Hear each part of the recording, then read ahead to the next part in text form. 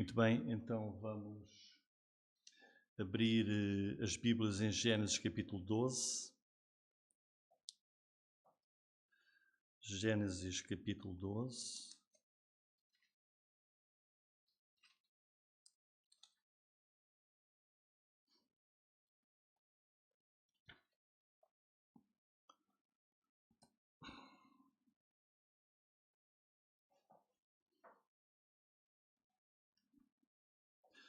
E o tema do nosso estudo hoje é o papel de Israel na profecia bíblica do fim dos tempos. O papel de Israel na profecia bíblica do fim dos tempos.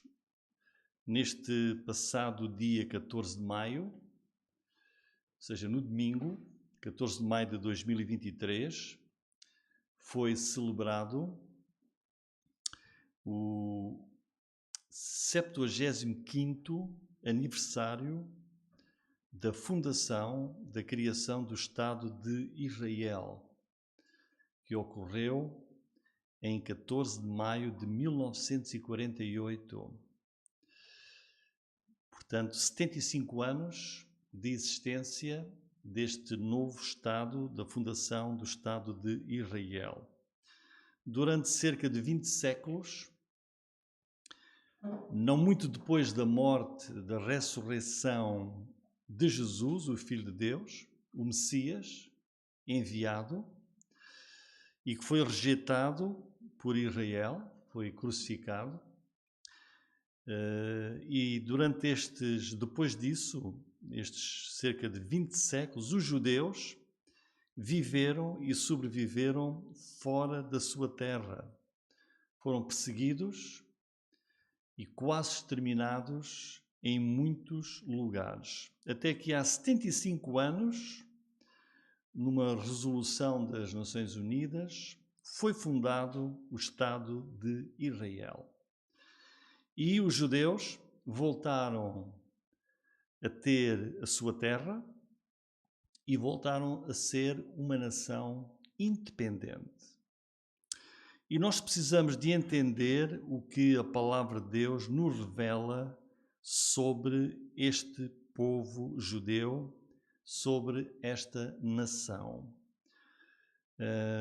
Muitos acham que o Israel que nós conhecemos da Bíblia, do Antigo Testamento, é coisa do passado e que Deus nada mais tem a ver com essa nação. E daí a pergunta, será que é mesmo assim? Que Deus não tem nada a ver com aquela terra, nem com aquele povo? Deus não tem nada a ver com aquela nação? Ou será que Deus tem planos para o futuro, planos para o fim dos tempos, da história da humanidade, que incluem Israel como povo, como nação, aquela terra que fica no Médio Oriente? Terá Deus planos para a Igreja e para Israel quanto ao futuro, quanto ao fim dos tempos da história da humanidade? E parece que, ou melhor, porque é que nós colocamos esta pergunta? Será que Deus ainda tem planos? Ou Israel, que hoje se conhece, aquela terra, nada mais tem a ver? Colocamos esta pergunta porquê? Porque é a mesma pergunta que o apóstolo Paulo colocou há 2000 anos, em Romanos, capítulo 11, versículos 1 e 2. O apóstolo Paulo escreve assim: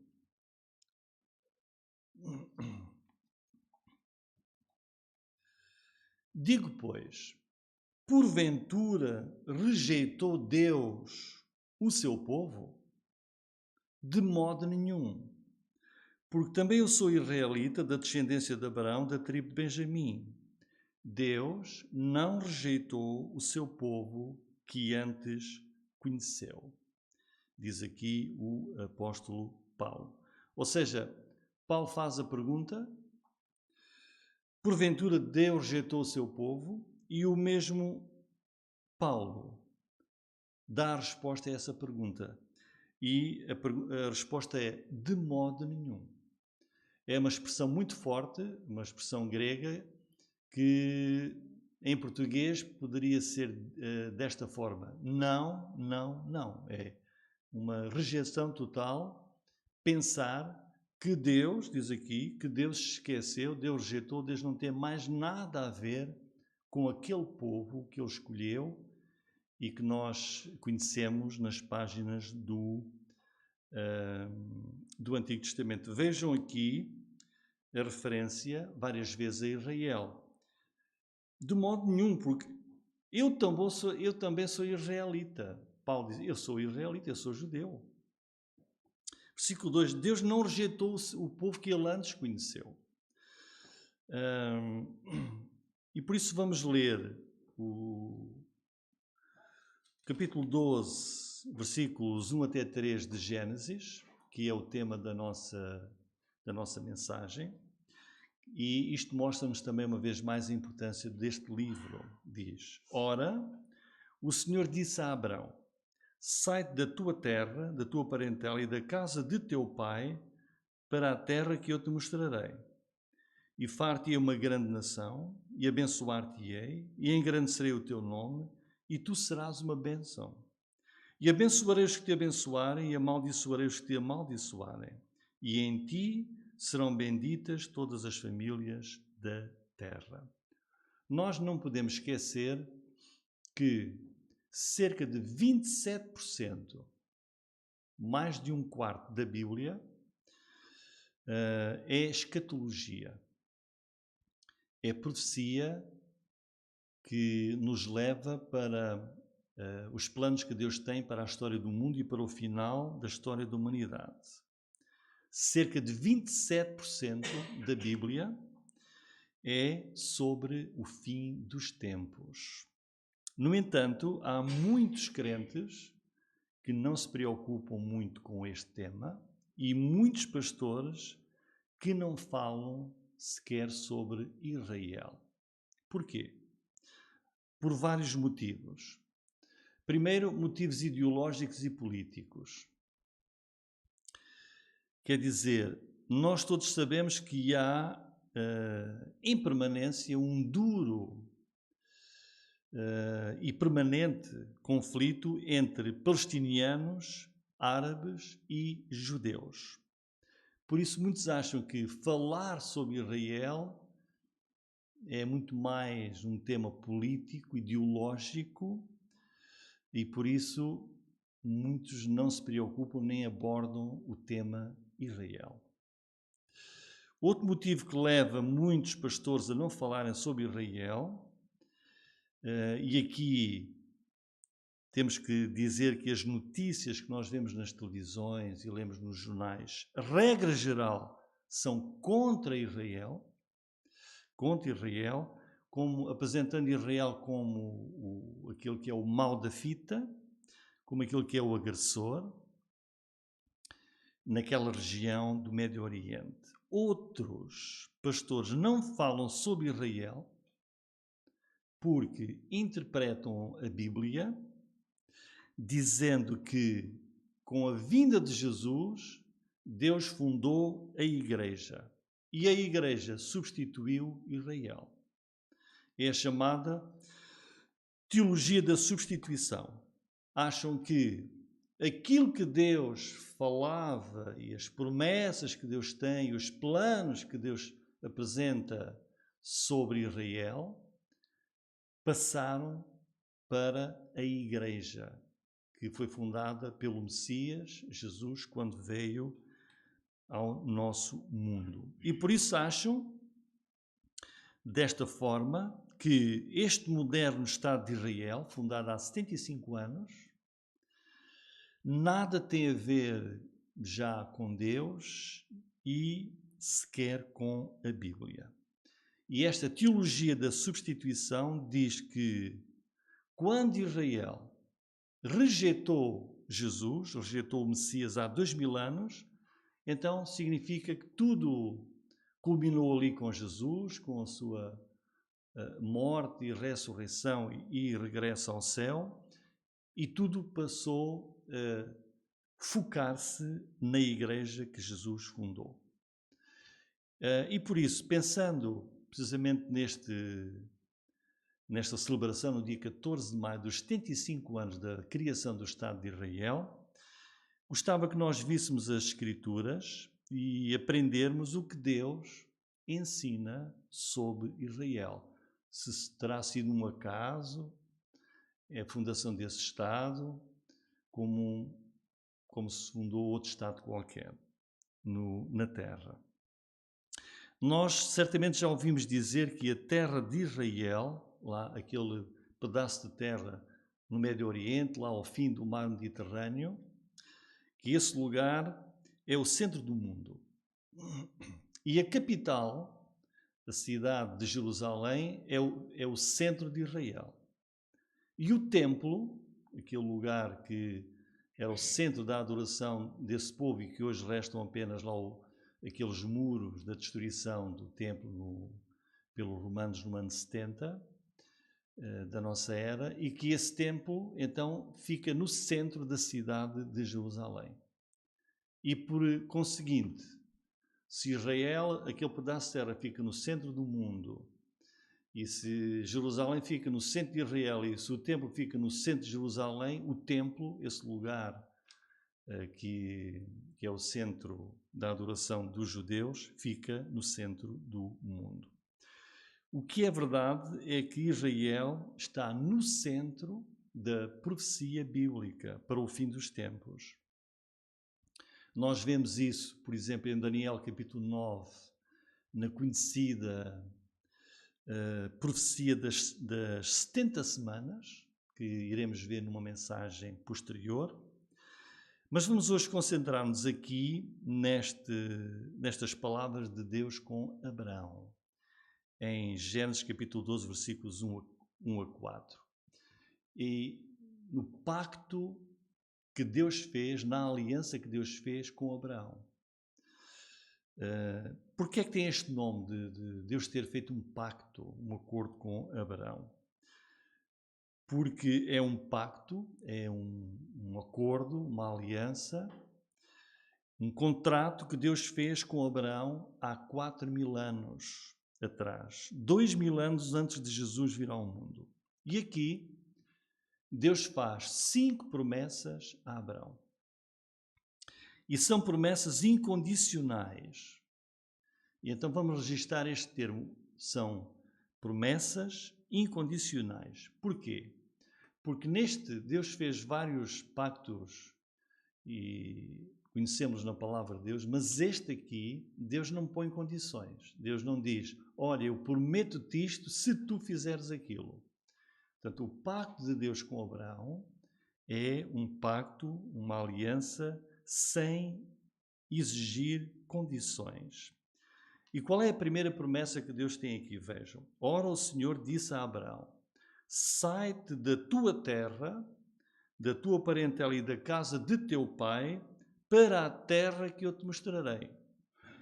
E far-te-ei uma grande nação. Esta é a primeira promessa. Deus diz que fará de Abraão uma grande nação. Deus diz que vai fazer daquele homem uma grande nação. E o que é fantástico é que Deus faz esta promessa a um homem com 75 anos de idade, casado com uma mulher chamada Sara, também já de idade, mas uma mulher que não tinha filhos, que ainda por cima era estéril. Portanto, Deus diz, vai fazer dele uma grande nação, a um homem com 75 anos, a uma mulher também já de idade,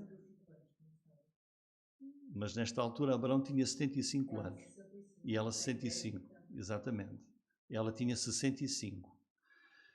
E era estéril, não tinham filhos. Então Deus diz, olha, vocês vão ter um bebê, vão ter uma família, e mais, dessa família que vocês vão ter, virá uma grande nação. E esse bebé que Deus prometeu ali só vai nascer 25 anos depois, aos 99 anos de idade de Abraão. E o relato de Gênesis vai revelar-nos que isto aconteceu mesmo. Vai nascer um filho da promessa a Abraão, depois ele vai ter netos, bisnetos, vai ter Isaac, depois Jacó, já seu bisneto.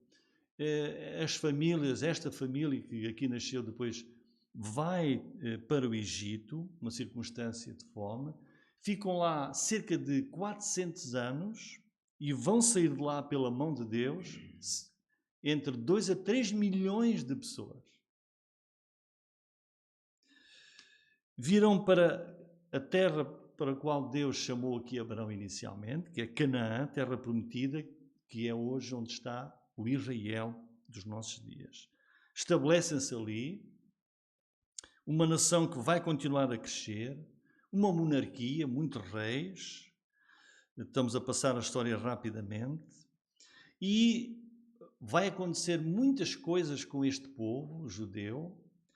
Passados todos estes séculos, eis que ali está de novo há 75 anos, a nação de Israel, judeus descendentes deste Abraão. E hoje é, de facto, uma grande nação. Mas se nós formos para trás, para o início, Deus chamou um homem, casado com uma mulher, não tinham filhos, nasce o primeiro filho e por aí fora. E hoje, de facto, Deus disse, far-te-ei uma grande nação. Israel hoje, em termos de terra, é menor do que o Alentejo. Menor do que o Alentejo. Mas vivem lá mais de 9 milhões de pessoas hoje. E continuam a ir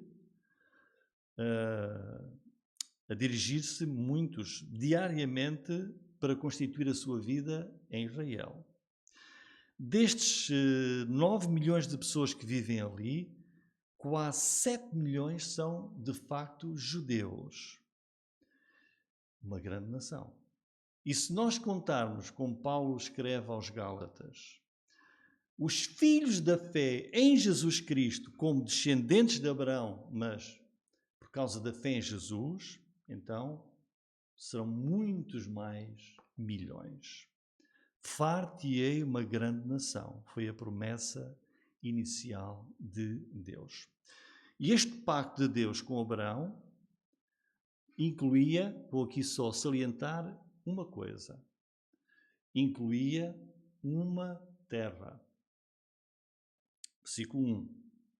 Deus disse, Abraão, sai da tua terra, da tua família, e vai para a terra que eu te mostrarei. Ok? Portanto, a promessa de terra que vemos aqui de Deus é uma terra mesmo verdadeira. É uma terra real que existe. E se nós lermos mais à frente, esta é a primeira chamada de Deus a Abraão, no capítulo 15, Deus vai repetir esta promessa. Para que Abraão pensasse, bom, mas aquilo foi uma coisa que eu ouvi. Não, Deus vai continuar. Vejam o capítulo 15. Deus repete a promessa e faz um pacto, uma aliança com Abraão e acrescenta mais. Aqui, inicialmente, ele faz 5 promessas, mas agora acrescenta mais. Versículo 7 do capítulo 15. Disse-lhe mais, eu sou o Senhor que te tirei de Ur dos Caldeus. Tirei-te lá da tua terra, não é? Para quê? Para dar-te a ti esta terra, para herdá-la. Versículo 18. Naquele mesmo dia, fez o Senhor uma aliança com Abraão, dizendo, à tua descendência tenho dado o quê? Esta terra. E agora vejam, Deus começa a mostrar fronteiras. desde o rio do Egito, no sul, até ao grande rio Eufrates. E o Queneu, e o Quenezeu, e o Cadmoneu, e o Eteu, e o Perizeu, e o Refaíns, e o Amorreu, e o Cananeu, e o Girgazeu, e o Jebuseu. Ou seja, Deus faz aqui este pacto e realça aqui esta palavra: eu vou fazer uma aliança contigo. E a terra que Deus agora promete e refere a Abraão é desde o Egito, abrange parte do Líbano, parte do Irão, até o Iraque, onde está o rio Eufrates. Quase 500 quilómetros quadrados. E até hoje, Israel ainda não teve esta dimensão da terra. Ainda não teve. Mas aquilo que Deus promete vai acontecer. E Deus aqui faz uma aliança. Não vamos ler aqui o todo. Está aí a partir do versículo 7. O versículo 9 diz: toma uma bezerra de 3 anos, uma cabra. E então o que é que acontece? Deus vai ali fazer firmar esta aliança com Abraão. Naquele tempo não era como hoje, que se faz uma escritura, assina-se no notário, registra-se. Como é que era feito? As partes que iam fazer um pacto traziam animais, dividiam-nos ao meio, em partes punham metade aqui. Deus disse uma bezerra, metade de um lado, metade do outro, simbolizando uma de cada um. E depois os que participavam naquele acordo que iam fazer passavam pelo meio dessas partes dos animais, simbolizando que se estavam a comprometer. Mas a aliança que Deus faz com Abraão é incondicional. Porque a única pessoa que vai passar pelo meio dos animais é Deus. Porque Abraão, Deus fez cair sobre ele um sono pesado e, portanto, Abraão não, pela fé ele acreditou e aceitou. Mas mostra que este pacto de Deus é incondicional.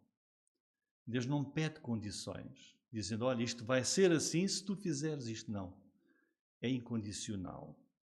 E se nós avançarmos ainda no texto e chegarmos ao capítulo 17, Deus continua a repetir e a assegurar a Abraão este seu pacto, esta sua aliança, e ainda continua a acrescentar mais. Capítulo 17, versículo 5, diz assim: não se chamará mais o teu nome Abrão, mas Abraão será o teu nome, porque por pai de muitas nações te tenho posto.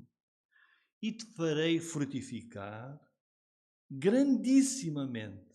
De ti farei nações. Reis sairão de ti. Estabelecerei, vejam, a minha aliança entre mim e ti, e a tua descendência. Agora não é só entre Abraão e Deus. Olha, esta aliança, esta promessa que eu estou a fazer, é para a tua descendência. Depois de ti, em suas gerações, por aliança que perpétua, para te ser a ti por Deus e à tua descendência depois de ti. E te darei a ti e à tua descendência depois de ti, o quê? A terra das tuas peregrinações. Toda a terra de Canaã, perpétua possessão, e ser-lhe-ei o seu Deus. E o versículo 19. E disse Deus, na verdade, Sara, tua mulher, te dará um filho, e se chamarás o seu nome Isaque. E com ele, olha, com esse teu filho, e depois mais tarde vai ser com Jacó. E com ele estabelecerei minha aliança, por aliança perpétua para a sua descendência depois dele. Portanto, irmãos, agora Deus acrescenta ainda mais. Diz que esta aliança é perpétua, é para sempre. É para sempre. Sem condições. E Deus estende esta aliança para além de Abraão, para o seu filho Isaque, depois para Jacó e para todas as descendências, todas as gerações descendentes de Abraão. E depois Deus prossegue, se nós chegarmos ao capítulo 35 de Gênesis, Nós lemos assim no versículo 11 e 12.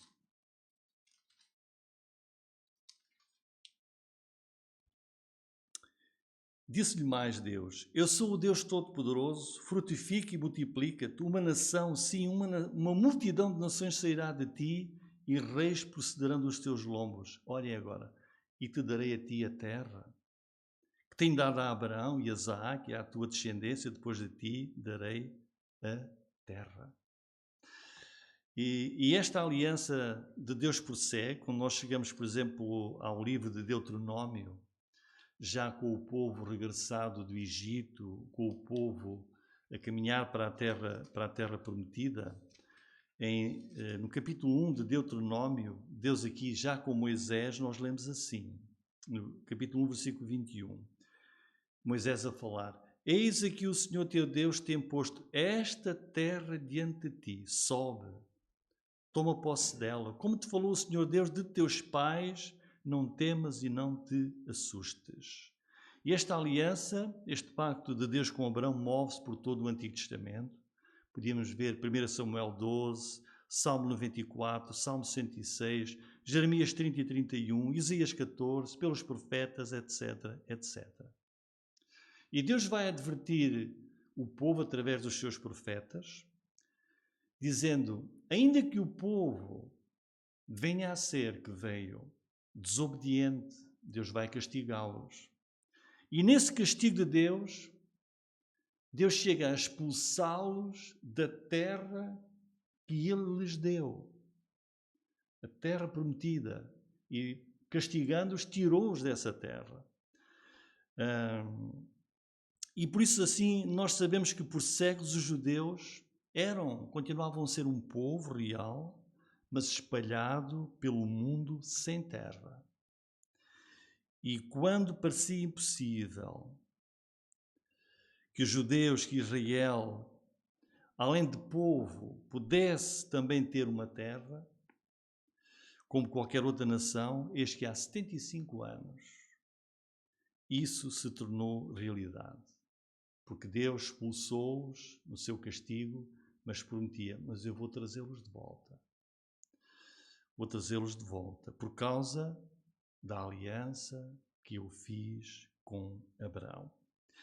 E essa promessa, esse pacto de Deus a Abraão, depois a Isaac, depois a Jacó, há 4.000 anos, tornou-se realidade nos nossos olhos. E se nós olharmos novamente para Gênesis, capítulo 12, versículos 2 e 3, far-te-ei uma grande nação, abençoar-te-ei, engrandecerei o teu nome, tu serás uma bênção. Abençoarei os que te abençoarem, amaldiçoarei os que te amaldiçoarem. Em ti serão benditas todas as famílias da terra. Se nós lemos estes versículos com atenção, temos aqui subentendido Deus a dizer: eu irei fazer isto 5 vezes. Far-te-ei, eu irei fazer de ti uma grande nação. Eu irei abençoar-te. Terceira, eu irei engrandecer o teu nome. Tu serás uma bênção. Eu irei abençoar os que te abençoarem e amaldiçoar os que te amaldiçoarem. Então, Deus a repetir aqui: eu vou fazer isso.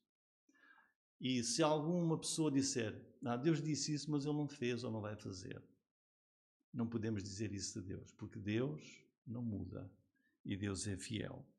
Este pacto de Deus é incondicional, só depende de Deus. Nada exige de Israel. Em conclusão, irmãos, sai da tua terra para a terra que eu te mostrarei e far-te-ei uma grande nação. Esta é a primeira promessa de Deus neste pacto com Abraão, uma terra, que hoje é aquele lugar onde se encontra Israel. O papel de Israel nas profecias dos últimos tempos é muito importante. E o facto de hoje existir novamente uma nação independente, com terra própria, mostra-nos que o cenário se vai preparando para o fim dos tempos, conforme a palavra de Deus nos indica. Na segunda vinda de Jesus, que nós como crentes ancianos, Jesus vai descer do céu, naquela terra de Israel e naquela cidade de Jerusalém. No reino milenar, no milénio de Jesus aqui na terra, o trono do Rei Jesus estará lá em Jerusalém, em Israel. Se nós lemos Apocalipse 6 até 19, que fala dos últimos tempos da história da humanidade, vemos ali referências imensas a Israel, a Jerusalém e ao povo judeu. Porque, de facto, Deus tem ainda coisas importantes a fazer para com esse povo que hoje, na sua maioria, aquele Israel hoje não é crente em Jesus, nem sequer em Deus, mas é povo de Deus, Israel como povo de Deus. Deus vai lidar com essa nação para que conheçam e se convertam a Jesus Cristo. Por isso, o papel de Israel como nação, como povo e aquela terra é de facto importante no cenário escatológico do fim dos tempos que a palavra de Deus nos mostra. Amém.